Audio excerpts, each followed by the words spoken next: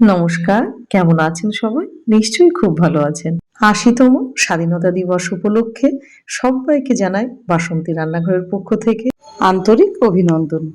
আজকে আপনাদের সামনে তুলে ধরেছি দুর্দান্ত স্বাদের এবং নেক্সট লেভেল একটা রাইসের আইটেম। আর এটা বানানোর জন্য আপনাকে সাজগোজ করে আর এই বৃষ্টি মাথায় বাজারে যেতে হবে না। ঘরে থাকা ২-১টা উপকরণ দিয়ে আজকে করে দেখাবো। তাহলে চলুন, ভিডিওটা আপনাদের ভীষণ ভালো লাগবে। আর ভালো লাগলে অবশ্যই চ্যানেলটাকে সাবস্ক্রাইব করে আমার পাশে থাকবেন। প্রথমে এখানে নিয়ে নিয়েছি ১ বাটি দেরাদুন চাল।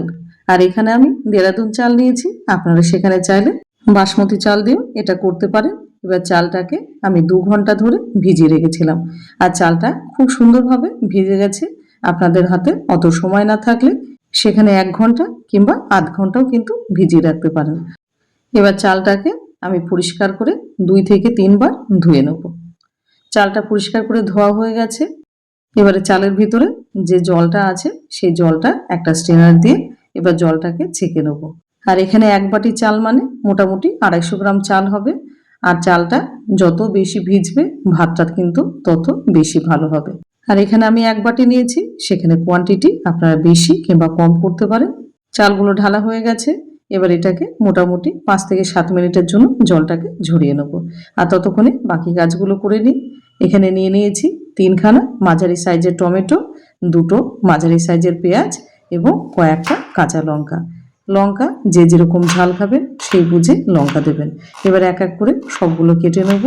হাতে যদি সময় কম থাকে আর চটজলদি আপনাকে কিছু ভালো জিনিস তৈরি করতে হবে।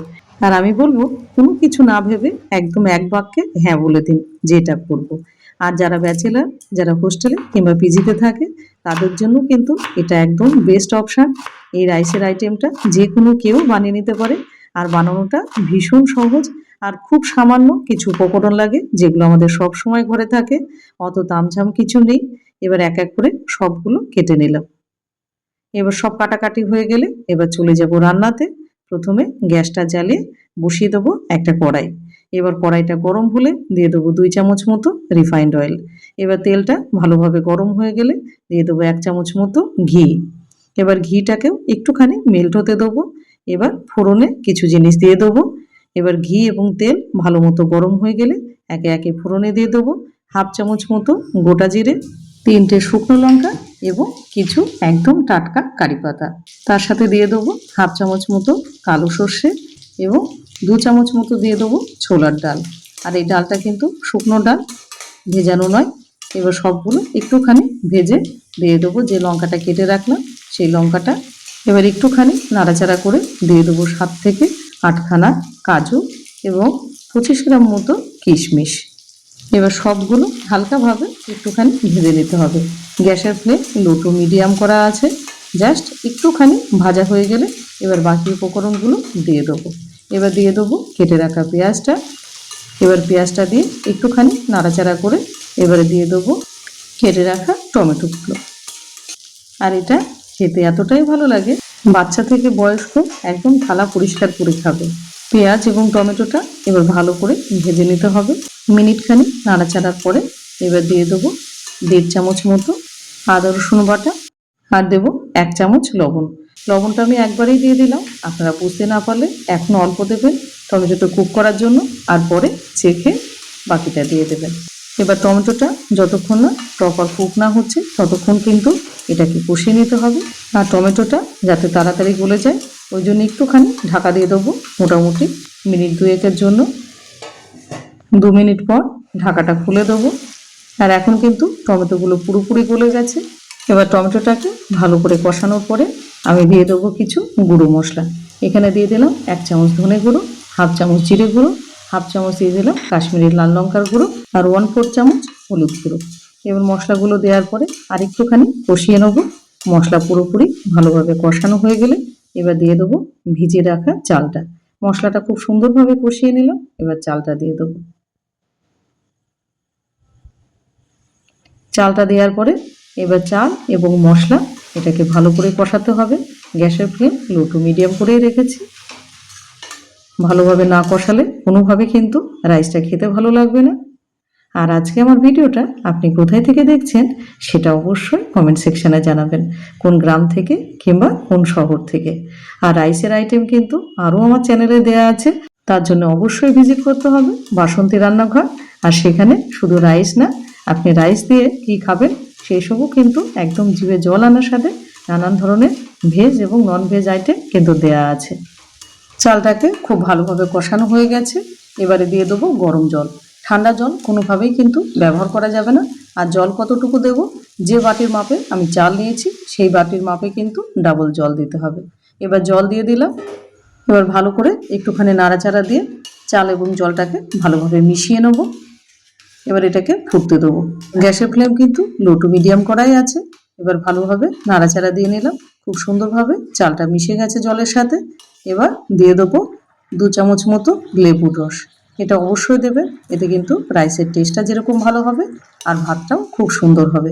এবার লেবুর রস দেওয়ার পরে ভালোভাবে একটুখানি নেড়ে চেড়ে দিয়ে এটাকে মিশিয়ে নিয়ে ঢাকা দিয়ে দেবো মোটামুটি 5 থেকে 7 মিনিটের জন্য।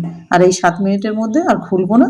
7 মিনিট পর ফিরে আসলাম, জলটা অনেকটা শুকিয়ে গেছে কিন্তু নিচে আরও জল আছে। এবার একটা স্প্যাচুলা দিয়ে হালকা হাতে একটুখানি নেড়ে চেড়ে দিয়ে নিতে হবে, উপরের চালটা নিচে এবং নিচের চালটা উপরে দিয়ে নিতে হবে। আর ভাতটা দেখে বুঝতেই পারছেন কতটা পারফেক্ট হয়েছে। এবার একটুখানি নাড়াচাড়া দিয়ে এবার বাকি উপকরণগুলো দিয়ে আবার আমি ঢাকা দিয়ে দেবো, যেহেতু একটুখানি জল আছে। এবারে দিয়ে দেবো ফ্রেশ কিছু ধনেপাতা, তবে ধনেপাতাটা অবশ্যই দেবেন, দেওয়ার চেষ্টা করবেন। আর দিয়ে দেবো 1 চামচ মতো ঘি। এবার ঘি দেওয়ার পরে এটাকে আর নাড়াচাড়া না করে আবার মোটামুটি 4 থেকে 5 মিনিটের জন্য এটাকে ঢাকা দিয়ে দেবো।